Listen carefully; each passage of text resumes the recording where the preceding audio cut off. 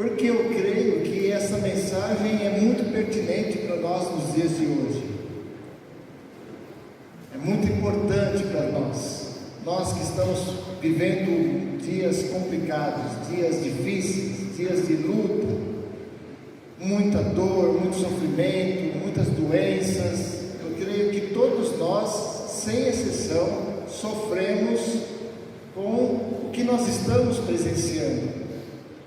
E por causa disso, nós precisamos também entender a ação de Deus, a vontade de Deus, como Deus age e como Deus nos ensina através das aflições. Eu creio que tudo que acontece tem um propósito, nada é por acaso, nada é por acaso. Então tudo tem um propósito, e Deus sabe mais do que nós, claro, com toda certeza. Agora é o microfone, é assim, irmãos, mas não se preocupe.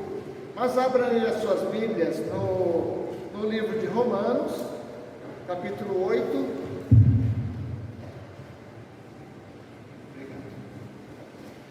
Romanos capítulo 8, nós vamos ler do verso 18 em diante. Romanos 8, de 18 até o versículo 30, tá bom? 18 a 30, é um texto longo, mas eu creio que para nosso entendimento é importante fazer a leitura do texto completo. Que diz assim a palavra de Deus: porque para mim tenho por certo que os sofrimentos do tempo presente não podem ser comparados com a glória a ser revelada em nós. A ardente expectativa da criação aguarda a revelação dos filhos de Deus, pois a criação está sujeita à vaidade, não voluntariamente, mas por causa daquele que a sujeitou, na esperança de que a própria criação será redimida do cativeiro da corrupção, para a liberdade da glória dos filhos de Deus. Porque sabemos que toda a criação, a um só tempo, geme e suporta angústias até agora. E não somente ela, mas também nós, que temos as primícias do Espírito. Igualmente gememos em nosso íntimo, aguardando a adoção de filhos, a redenção do nosso corpo, porque na esperança fomos salvos. Ora, a esperança que se vê não é esperança, pois o que alguém vê, como espera? Mas se esperamos o que não vemos, com paciência o aguardamos.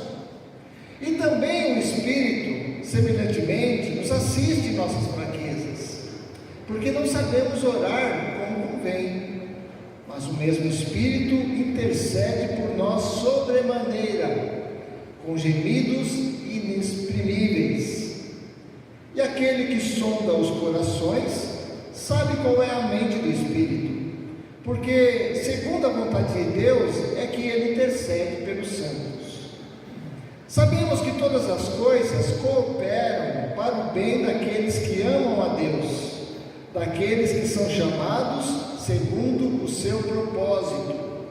Porquanto aos que de antemão conheceu, também os predestinou para serem conformes à imagem do seu Filho, a fim de que ele seja o primogênito entre muitos irmãos. E aos que predestinou, a esses também chamou, e aos que chamou, a esses também justificou, e aos que justificou, a esses também glorificou. Amém. Palavra de Deus para as nossas vidas nessa noite. Vamos orar mais uma vez. Feche os seus olhos. Vamos pedir que o Espírito Santo nos esclareça essa palavra em nome de Jesus. Senhor nosso Deus, nós estamos aqui diante, ó Deus, da Tua palavra, diante do Senhor, ó Pai, para ouvir a Tua voz, ó Pai. Nós já fizemos a leitura desse texto, Senhor. Queremos, ó Deus, receber do Senhor os Teus ensinamentos. Queremos, ó Deus, aprender o que o Senhor nos ensina, através, ó Deus, da Tua ação sobre, ó Deus, as nossas sobre as nossas dores que passamos no dia a dia, Senhor. Nos ensine, nos mostre, Senhor, para que possamos te glorificar, para que possamos te adorar, para que possamos, ó Deus, ter o nosso coração em paz, sabendo que o Senhor nos ajuda em nossos momentos de fraqueza. Ó Deus, fala a cada um de nós, tira todos os impedimentos. Nós oramos assim em nome de Jesus. Amém. Amém. O título dessa mensagem é Deus age para o nosso bem. Deus age para o nosso bem. Você consegue ler o que está escrito aí? Vamos ler juntos? Vamos lá. Qual o título da mensagem de hoje? Deus age para o nosso bem. Quem age para o nosso bem? Deus. Ele age para o bem de quem? Nosso. O que ele faz por nós? O bem. Amém? Amém. Irmãos e irmãs, eu creio que você, em algum momento da sua vida, você parou e ficou pensando: por que está acontecendo isso na minha vida? Ou não? Ninguém pensou nada sobre isso. Eu creio que em algum momento nós paramos e começamos a meditar. Ué, mas estava tudo bem, de repente parece que veio aí uma avalanche, uma tempestade enorme e me derrubou. Eu estava tão bem, mas agora eu estou fraco, mas agora eu estou triste, mas agora eu estou sofrendo. Será que não teve um momento assim na sua vida? Eu creio que todos nós ou estamos passando ou já passamos. E se porventura ninguém passou, pode ser que você passe também, porque nós somos humanos e nós questionamos as coisas e nós queremos saber o motivo das coisas. E a gente vê assim tanta coisa acontecendo nesse mundo, tanta maldade, né? Tanta violência, tanta tragédia, doenças, coisas que nós nunca havíamos visto, estamos vendo agora acontecendo. Uma pandemia que parou o mundo. Quem poderia imaginar que um dia isso aconteceria? E guerras, e mais guerras, e problemas que a gente tem presenciado, isso nos incomoda. Mas as coisas ruins acontecem com todos, com os bons e com os maus, inclusive conosco, povo de Deus. Nós morremos também, nós ficamos doentes, nós sofremos, nós choramos. Quem diz que crente não sofre, crente não tem problema, é alguma coisa errada, porque todos nós temos problema, todos nós sofremos e ficamos abatidos diante de tudo isso que estamos vendo. Mas Jesus disse lá em João 16:33: no mundo tereis aflições. Se ele tivesse dito só isso, era motivo para ficar preocupado. Mas ele não disse só isso, ele disse mais: mas tende bom ânimo. Ou seja, levanta a cabeça, porque eu venci o mundo. Glória a Deus, glória a Deus. Aí você ouve alguém dizer assim: olha, não se preocupe, vai dar tudo certo. Você está lá sofrendo, lá, aí a pessoa: não, eu estou orando por você, vai dar tudo certo. Tá bom. É aquele eterno otimismo que nós temos, sabe aquela mente otimista? Que a gente quer que dá certo, não é assim? Quando você fala assim, é porque você deseja. Nem sempre é o que Deus deseja, mas isso é fruto da nossa imaginação, do nosso faz de conta, porque a gente não tem o que falar, quer dar uma palavra de ânimo, né? Uma palavra de incentivo para a pessoa, que a pessoa também possa se levantar e não ficar ali sofrendo, preocupada. Não, calma, vai dar tudo certo. Eu estava assistindo um filme de guerra esses dias aí, né? O cara levou um tiro lá, estava lá quase morrendo lá, todo ensanguentado. Não, você vai estar bem, você vai. Aí o cara morre. Rapidinho, né? Ele nem terminou de falar, o cara já morreu. Porque isso faz parte do instinto que nós temos de viver, de vida. E nós queremos que isso aconteça mesmo, mas nem sempre é verdade. É claro que a gente não vai ser que nem aquele personagem antigo dos desenhos, a Iena Hard, né? Que diz assim: nossa, dor, isso não vai dar certo. Claro que nós não podemos ser pessimistas. Eu sou uma pessoa bem otimista, né? Mesmo diante das dificuldades, eu sempre olho pelo lado positivo. Nós aprendemos isso na quarta-feira passada, né? Sobre o estresse, né? Nós nos estressamos porque geralmente a pessoa tem aquele lado pessimista. Não é pessimista não, mas olha pelo lado negativo. Então, peraí, isso aí tá bom, mas peraí, tem um problema, vamos tentar resolver. Então, a pessoa sempre olha as coisas ruins. E nós, os otimistas, que eu me incluo, né? Sempre olham o lado bom. Eu creio que Deus, Ele tem nos ensinado a sermos equilibrados, emocionalmente, espiritualmente também. Nós não podemos consertar o mundo, irmãos. A gente vê tanta coisa acontecendo, a gente quer pôr a mão, quer resolver, vamos resolver o que está acontecendo. Não dá. Sabe por quê? Porque o mundo jaz no maligno. E só quem vai consertar esse mundo aqui é Deus. Não somos nós. Não é nenhum político não, tá? Se alguém promete consertar o mundo, não acredite nele. Não acredite nele. Não adianta. Por mais que tentem, por mais que tenham boas intenções, boa vontade, não adianta. Porque nós estamos rodeados mesmo de um mal advindo do pecado.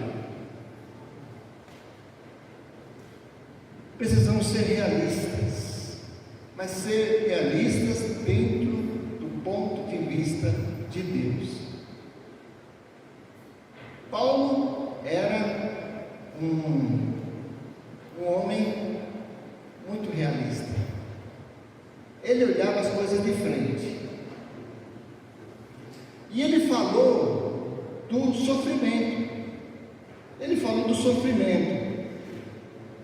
Mas ele não estava dando ali, quando ele fala do sofrimento, ele não estava dando ali um cheque em branco otimista.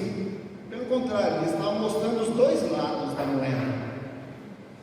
E ele condicionou o seu sentimento em importantes qualificadores. Nós vamos entender. E definiu o que é o bem e o que é o mal. Nós lemos nesse texto aqui, um texto longo, mas eu quero destacar para nós um texto que nós já conhecemos de cor e salteado. Creio que se vocês fecharem os olhos, vocês vão recitar esse versículo. É o versículo 28. Mas sabemos que todas as coisas, repitam comigo, cooperam para o bem daqueles que amam a Deus. Você sabe disso, não sabe? Deus faz com que todas as coisas cooperem para o nosso bem. Vamos aprender um pouco sobre isso? Como nós vamos entender esse texto? Como nós vamos entender o pensamento do apóstolo Paulo? O contexto geral do capítulo 8, Paulo está falando sobre a ação do Espírito Santo na vida do homem. Se você ler desde o início do capítulo 8 em diante, você vai ver lá, primeiro versículo: ora, nenhuma condenação há para os que estão em Cristo Jesus. está condenado dentre aqueles que creem no Senhor Jesus. Por quê? Porque o Espírito de vida atua na vida do crente. A partir de então, quando nós recebemos Jesus na nossa vida, quem está conosco, quem está agindo por nós, quem está se movendo em nós é o Espírito Santo, e Ele vai nos ajudar nas nossas fraquezas. Por que nós precisamos dessa ajuda? Porque nós temos a inclinação para o pecado, nós temos a inclinação para o mal. O próprio texto diz aqui, versículo 5, porque os que se inclinam para a carne, cogitam das coisas da carne, mas os que se inclinam para o Espírito, das coisas do Espírito, porque o pendor da carne dá para a morte, a inclinação da carne dá para a morte, mas do Espírito para a vida e paz. Ou seja, Paulo está dizendo que nós, tendo o Espírito Santo, podemos ser vitoriosos diante do mal e diante do pecado, né? Tanto que ele fala no versículo 8, os que estão na carne não podem agradar a Deus. Então, ele faz uma diferenciação daqueles que conhecem a Deus e daqueles que não conhecem a Deus. E assim, nós temos a visão de Deus através do Espírito Santo sobre as nossas ações. Depois Paulo fala que nós fomos feitos herdeiros com Deus, aqui no versículo 12, somos devedores, não a carne, como se constrangidos a viver segundo a carne, porque se viver segundo a carne, caminhais para a morte. Versículo 15, não recebesse o espírito de escravidão, para viveres outra vez atemorizados, mas recebesse o espírito de adoção, baseados no qual clamamos, Abba, Pai. Então, Deus nos deu agora a condição de sermos o quê? Filhos, né? Filhos por adoção. Deus nos adotou como seus filhos, e isso quem vai testificar em nós, quem vai mostrar em nós é o Espírito Santo. Versículo 16, porque o próprio Espírito testifica com o nosso Espírito de que somos filhos de Deus. É muito bom ser filho de Deus, é muito bom ser abraçado pelo Senhor nos momentos difíceis. Aí que vem as coisas ruins que acontecem. Aí você pensa assim, eu aceitei Jesus, né? Então tudo vai dar certo na minha vida, não vou ter mais problema nenhum, minha vida vai ser um mar de rosas, aleluia. E peraí, tem alguma coisa errada. Eu fiquei doente, meu pai e minha mãe estão doentes, fulano e ciclano morreram, eu perdi o emprego. Peraí, não era para estar tudo certo? Tudo bem? E Paulo diz que não, porque nós vamos passar por sofrimento nesse mundo. Ele mesmo, o próprio apóstolo Paulo, passou por muito sofrimento desde que se converteu. Aí vem o texto que nós acabamos de ler, primeiro versículo 18, diz assim, porque eu tenho por certo que os sofrimentos do presente, do tempo presente, não podem ser comparados com a glória a ser revelada nos céus, ou em nós. Ou seja, tudo aquilo que eu passo hoje, não tem comparação com a glória que virá para frente. Muito maior, extremamente maior, incomparavelmente maior, a glória que está reservada para eu e para você. E eu agradeço a Deus por isso. Glória a Deus por isso. Estou sofrendo aqui, sim, até os meus últimos dias, mas lá em cima tem uma glória muito maior me esperando.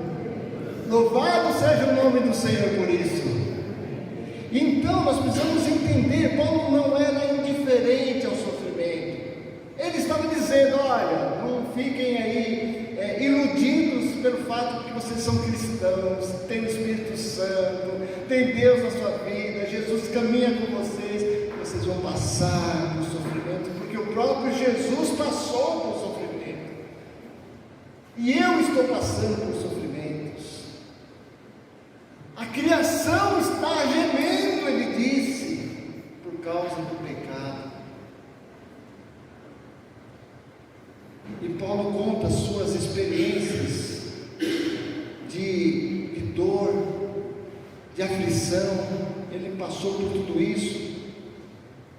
Isso fez com que ele soubesse exatamente o que estava dizendo. Ele tinha propriedade naquilo que ele falava. Então, como que nós entenderemos essa ação de Deus na nossa vida?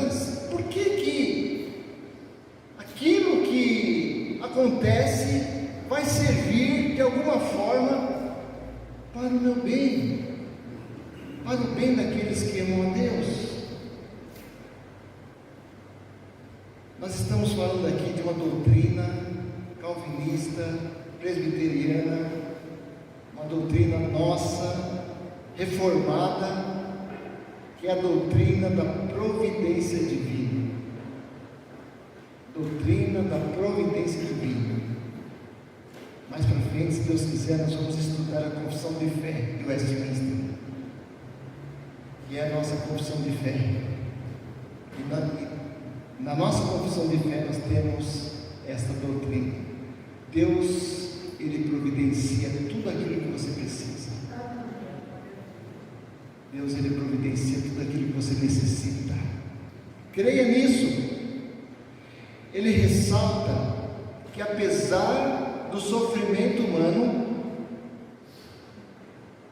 eu vou contar uma coisa muito boa para vocês, uma novidade talvez. Deus cuida de você. Deus cuida de você, Deus cuida de mim, Deus cuida de nós. Deus está conosco sempre. Ele cuida e guarda os seus escolhidos. Quem são os escolhidos de Deus? Quem são? Amém. Eu sou. Louvado seja Deus. Nós não vemos nada de bom na miséria, nos desastres, nas coisas ruins que acontecem. Mas o mundo não é toda a realidade que existe. Se nós definirmos o que é bom apenas o que podemos ter e ver nessa vida, então nós perdemos toda a mensagem. Se nós definirmos o que é bom apenas aquilo que nos agrada, aquilo que nos dê satisfação pessoal, então não adianta mais ouvir essa mensagem. Nós precisamos entender o que Deus pensa a respeito do que é bom. E para entender o que Deus pensa, o que é bom, nós devemos fazer algumas perguntas. A primeira pergunta é essa: o que Deus quer que contribua para o nosso bem? O que é que Deus quer que contribua para o nosso bem? O texto responde: todas as coisas. Todas as coisas devem contribuir para o nosso bem. O que significa todas as coisas? Todas as coisas. Tudo. Paulo estava falando que ele não estava falando que o sofrimento era bom, mas que fazia parte da nossa vida. Quando a gente lê o versículo 18, ele diz assim: porque para mim tem bem por certo que as aflições desse tempo presente não são para comparar com a glória que me virá. Então, ele estava reconhecendo o seu sofrimento, que no mundo presente nós iríamos passar, e ele certamente passou. Então, o capítulo 8, esse capítulo 8 aqui é maravilhoso de Romanos. Ele é extremamente teológico. Então ele fala de uma grande luta, que é a luta entre a carne e o espírito, né? Ou seja, aquilo que eu quero fazer, eu não faço. porque eu tenho uma carne pecaminosa, eu tenho uma natureza pecaminosa. Mas o que não quero fazer, eu acabo fazendo, exatamente por causa dessa luta interna entre nós, entre a carne e o espírito. Então, se eu cogitar, se eu inclinar, se eu tender para o mal, para a carne, certamente eu não vou ser usado pelo Espírito Santo. O que eu preciso fazer? Inclinar-me para o Espírito. Por causa do pecado, nós passamos a sofrer todas as consequências, e isso afetou o mundo inteiro, a natureza, e nós estamos incluídos. Nós sofremos hoje essas intempéries, em pleno inverno, calorão desse, né? Essa mudança climática, mudança, claro, que tem a mão do homem também e tal, mas isso é outra história, né? Desmatamento, né? Queimadas, isso aí já é outra história. Isso é o homem interferindo no próprio ambiente em que vive. Mas o mal está aí exatamente por causa do pecado, e nós sofremos juntos. Ele também quis dizer que as aflições desse mundo são frutos do pecado, porque nós não temos como lutar contra todo esse sistema que está por aí, porque o mundo pertence ao maligno, e nós sofremos as consequências. Mas o Senhor nos abençoa quando nós nos convertemos e estamos em nosso coração cheios do Espírito Santo, que o Espírito Santo nos ajuda a entender o favor de Deus por nós.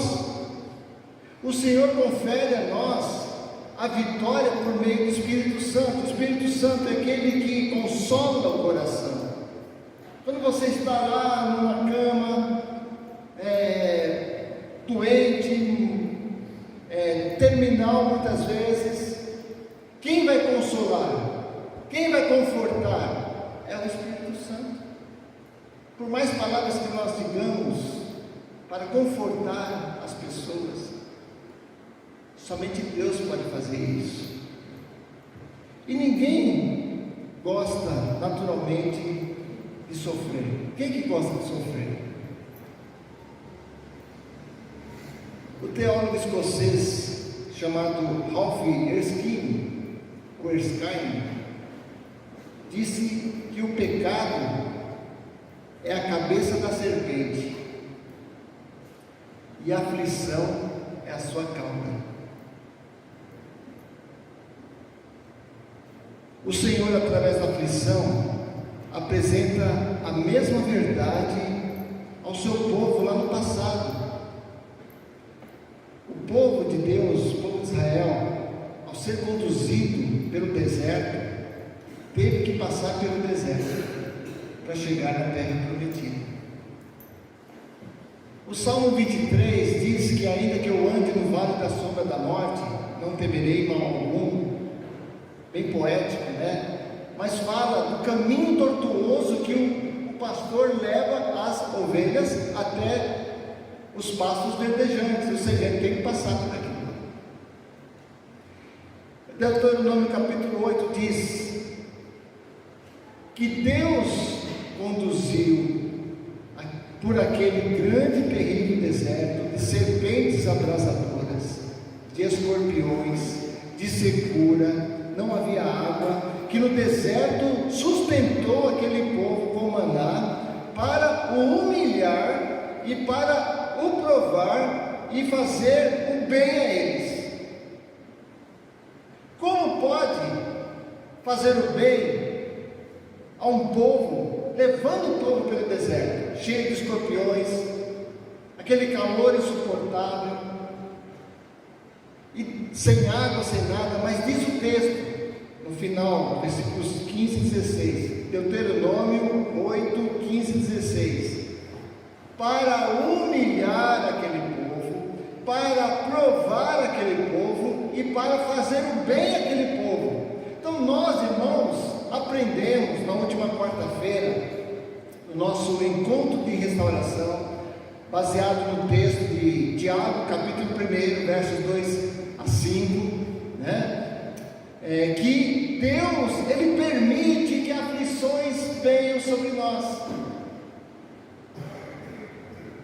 E o texto lá de Tiago diz que nós devemos nos considerar felizes, porque Deus nos mostra que aquilo lá é uma prova, e quando nós passamos por provas, nós perseveramos, porque tudo isso leva à perseverança, e a perseverança leva à experiência, e a experiência leva ao conhecimento pleno do Senhor Jesus.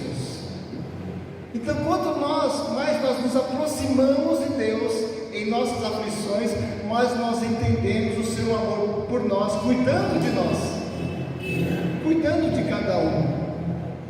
E Deus tem um plano, um propósito para tudo, nada é por acaso. Então, Ele faz reverter tudo aquilo que nós recebemos, seja bom ou ruim, para o nosso bem, para o nosso crescimento, para que nós possamos ser humildes diante dEle, para que possamos nos aproximar mais dEle, para que possamos nos entregar mais a Ele, para que possamos ser verdadeiros filhos, cuidados, dirigidos pelo Senhor Jesus. Quantos são aqueles que nas aflições, nos problemas, se afastam de Deus? Quantos são aqueles que por mínimas coisas se distanciam do Senhor? Depois reclamam que as coisas estão acontecendo, é culpa de Deus.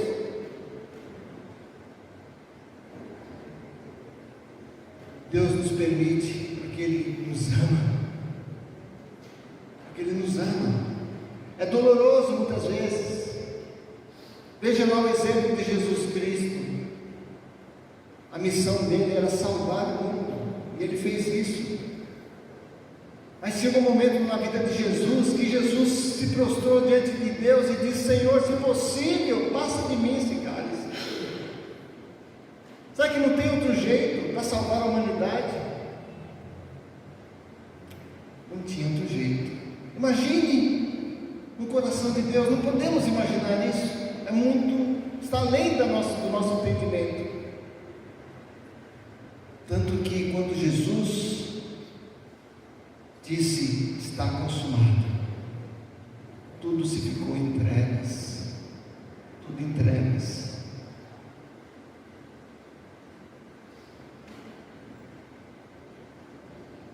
A aflição não só faz o verdadeiro crente se humilhar diante de Deus, mas nos mantém unidos a Ele. É aí que nós nos apegamos mais, é que nós o buscamos mais. Alguém disse certa vez que a aflição faz secar o reservatório do combustível que alimenta o nosso orgulho. Enquanto nós estivermos com o nosso coração cheio de orgulho, nós não vamos entender o propósito de Deus para as aflições. O crente aflito é semelhante a uma árvore carregada de frutos. A árvore que mais se dobra ao chão é frequentemente a que está mais cheia de frutos.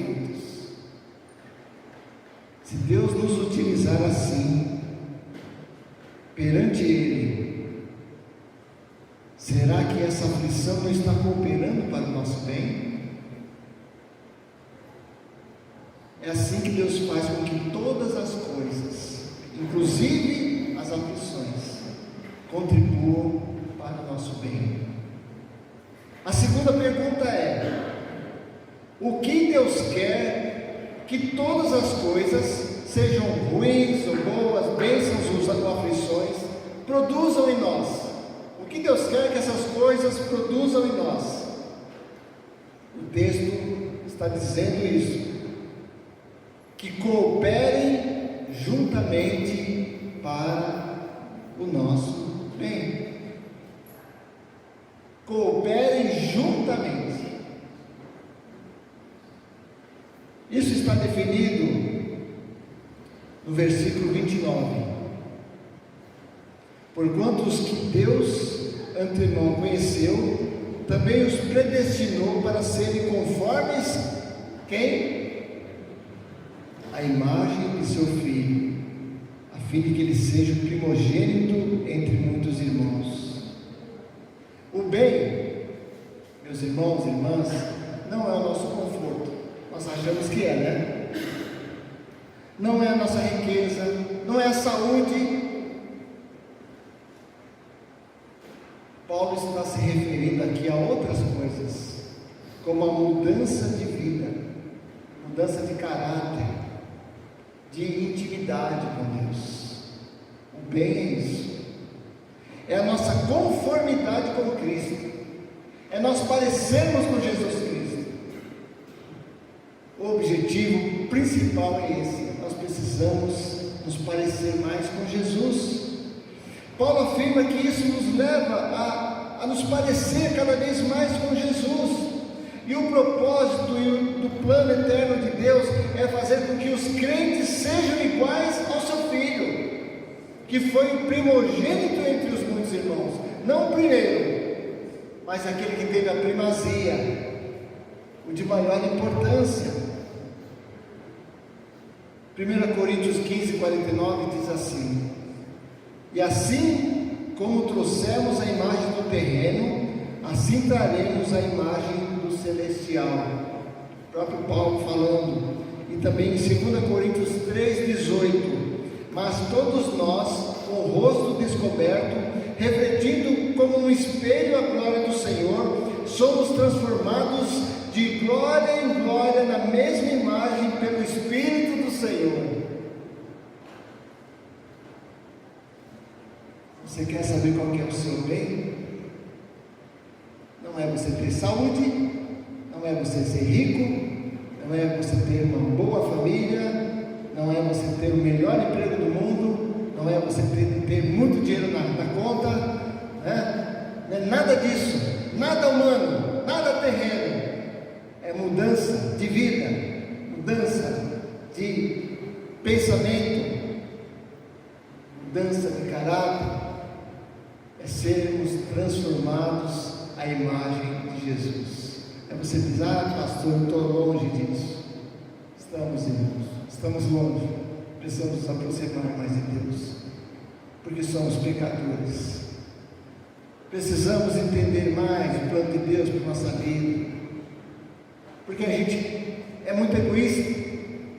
Queremos as coisas para nós. Ah, quando nós oramos: ó Senhor, faz isso, Senhor, porque eu quero, porque é a minha vontade. Nós esquecemos de dizer: é a tua vontade, Senhor, faz o que o Senhor quiser. Jesus, ele disse assim: contudo, seja feito segundo a tua vontade. Ele se submeteu à vontade de Deus, e foi, e obedeceu até a morte de cruz. Até onde nós vamos?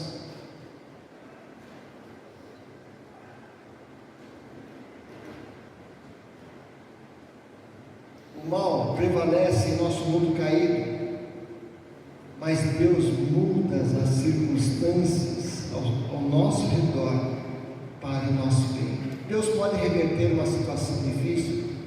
Pode. Deus pode fazer um milagre? Pode.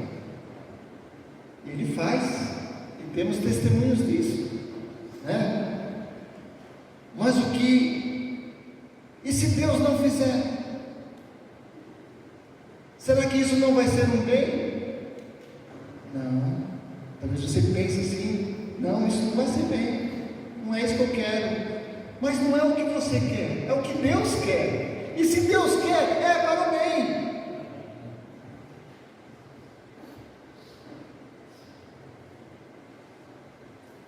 Davi pecou contra o Senhor. Teve lá um filho com Batseba, matou o marido dela, mandou matar o marido dela, fez tudo que era mal, e era um homem de Deus, segundo o coração de Deus. Quando o profeta Natan veio até Davi e falou sobre o seu pecado, ele ficou bastante irado, né? Contou a história lá da ovelhinha. Davi sentiu o seu pecado e pediu perdão a Deus. Batseba ficou grávida, teve o filho e o filho ficou doente. E Davi orou e jejuou por aquela criança. A criança então viveu, não morreu. Depois que a criança morreu, Davi voltou à sua vida normal. E as pessoas questionaram a atitude de Davi.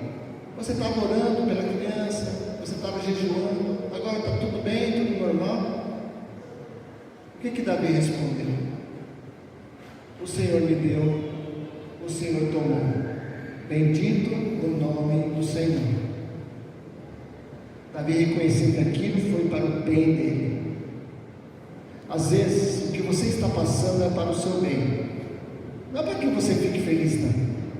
É para o seu bem. Porque Deus quer o melhor para nós. Deus quer nos ensinar coisas muito maiores do que aquilo que nós estamos vendo nesse mundo.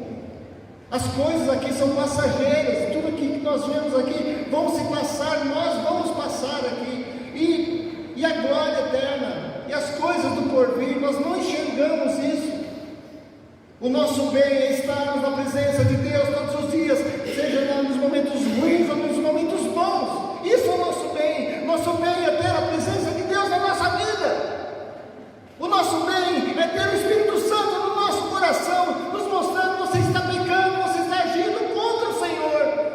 O nosso bem é estarmos diante do altar de Deus.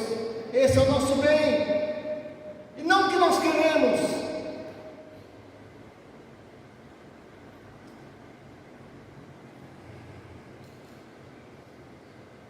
E essa é a pergunta que nós fazemos.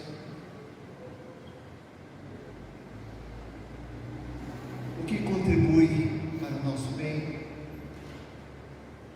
Todas as coisas. E a terceira pergunta é essa: para quem estão destinadas as bênçãos desse bem? Para quem está destinado o bem do Senhor? Para quem? Para aqueles que amam a Deus. O texto é bem claro. Ele fala aqui: sabemos que todas as coisas contribuem ou cooperam para o bem daqueles que amam a Deus. Você ama a Deus? Nós acabamos de cantar isso, irmãos. Cantamos aqui na canção: tua graça nunca falha, todos os dias estão em tuas mãos, não é assim? Precisamos tomar cuidado para não mentir quando nós cantamos também, né? Vamos prestar atenção naquilo que nós estamos falando. Paulo está fazendo essa promessa, não é para todo mundo, não. Não é para todos, é somente para aqueles que amam a Deus. Todas as coisas cooperam para o bem daqueles que amam a Deus, aqueles que foram chamados segundo o seu propósito. Nós fomos chamados por Deus para cumprir o propósito do Senhor. Aqueles que amam a Deus, de acordo com esse texto e contexto, são aqueles que foram chamados de acordo com o propósito de Deus, aqueles que Deus justificou, aqueles pelos quais Jesus morreu e deu o seu sangue. Nós, cada um de nós, Jesus derramou o seu sangue por nós, por todos aqueles que cremos no Senhor. Enquanto você amar a Deus, meus queridos, as coisas vão cooperar para o seu bem. Enquanto você estiver amando mais a Deus, as coisas vão cooperando para o seu bem. Nós precisamos entender que nós que amamos a Deus, que buscamos a Deus, seremos abençoados com a sua presença. Seremos abençoados com a dádiva do Espírito Santo, porque nós não confiamos em coisas terrenas, em tesouros terrenos, em segurança terrena. Nós confiamos na nossa segurança divina, segurança eterna. Nós olhamos para frente, olhamos para Jesus.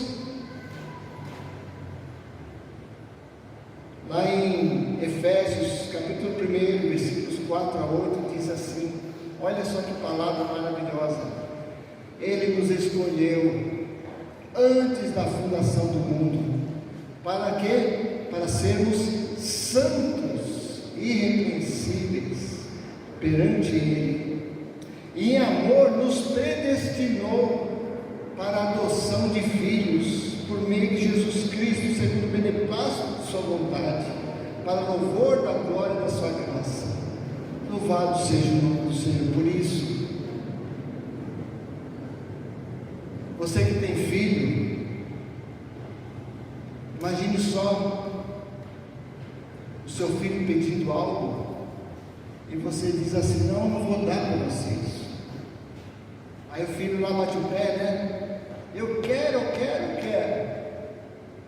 Eu falo o pai, né? Porque o avô dá, né? E o filho, eu quero, aí se joga no chão, faz aquele escândalo, é coisa de praxe, né? Coisa que a gente vê todos os dias, né? Aí você diz: não vou dar. Sabe por quê? Porque isso não vai ser bom para você. Uma criança pedindo um skate, por exemplo. O Tiaguinho, o neto, ele acha lindo andar de skate. Quer um skate. Você acha que eu vou dar um skate para ele quebrar a perna ou bater a cabeça no chão? Mas já fica pensando o ruim que vai acontecer, né?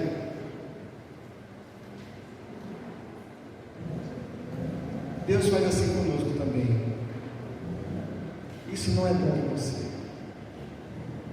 Ele vai dar aquilo que ele achar que é bom para nós, para o nosso bem. Teve uma vez que um pai disse assim: deixa a criança pegar o que ela quiser, ela vai aprender. Aí a criança foi lá, enfiou o dedo lá na tomada. Aí levou aquele choquinho, né? Nunca mais a criança vai pôr o dedo lá na tomada. Será que ela aprendeu? Nós, irmãos, precisamos aprender muitas vezes assim, tomando choque. E quantos choques na vida a gente tem tomado? Quantas coisas a gente tem feito errado? Deus mostrando: não é assim. E você lá, é assim. Queremos fazer sempre a nossa vontade. Isaías capítulo 46, versículos 9 e 10 diz: lembrai-vos das coisas passadas da antiguidade. Eu sou Deus. Lembrai-vos disso, igreja. Eu sou Deus, não há outro Deus, e não há outro semelhante a mim. Desde o princípio anuncio o que vai acontecer, desde a antiguidade as coisas assim sucederam. O meu conselho permanecerá de pé, farei sempre a minha vontade, independente de você querer ou não. Deus está dizendo para o povo, no caso Isaías: eu vou fazer a minha vontade sempre, mesmo que meu filho peça. Jesus Cristo pediu: Senhor, se possível, passa de mim. Mas ele diz: não, vou fazer a minha vontade. E qual é a vontade de Deus? Salvar a humanidade, salvar todos nós. Nós estamos aqui, irmãos, porque Deus nos amou. E Jesus Cristo morreu por nós em obediência à vontade de Deus. Não é por sua vontade, não. Nós já estamos terminando. Para terminar essa mensagem, nós vamos entender que o propósito de Deus para as nossas vidas já foi escrito nos céus. nós estamos nas mãos dele. Será que nós confiamos o suficiente para deixar ele agir? Ou nós queremos nós fazer as coisas? Será que aquilo que ele está permitindo na sua vida não é para te ensinar, não é para te mostrar, não é para te mostrar que ele é um Deus, que isso é bom para você? Mesmo que aquilo não seja tão agradável aos nossos olhos, é importante afirmar que Deus não faz as coisas para nós sermos felizes. Tem gente que diz o contrário, né? Mas para cumprir o seu propósito. Então, o propósito de Deus é maior do que a nossa vontade, o nosso querer. Será que nós procuramos fazer as coisas de acordo com a vontade de Deus? Será que nós oramos ao Senhor buscando a realização da sua vontade? Será que nós entendemos a perspectiva das ações de Deus sobre nós e sobre as nossas aflições? Vamos meditar um pouco sobre isso. Leia na sua casa durante a semana esse texto, Romanos capítulo 8. Creio que Deus vai falar ao seu coração. Nem tudo que nós queremos Deus realiza, porque Deus só realiza o que Ele quer. Que Deus assim nos abençoe em nome de Jesus.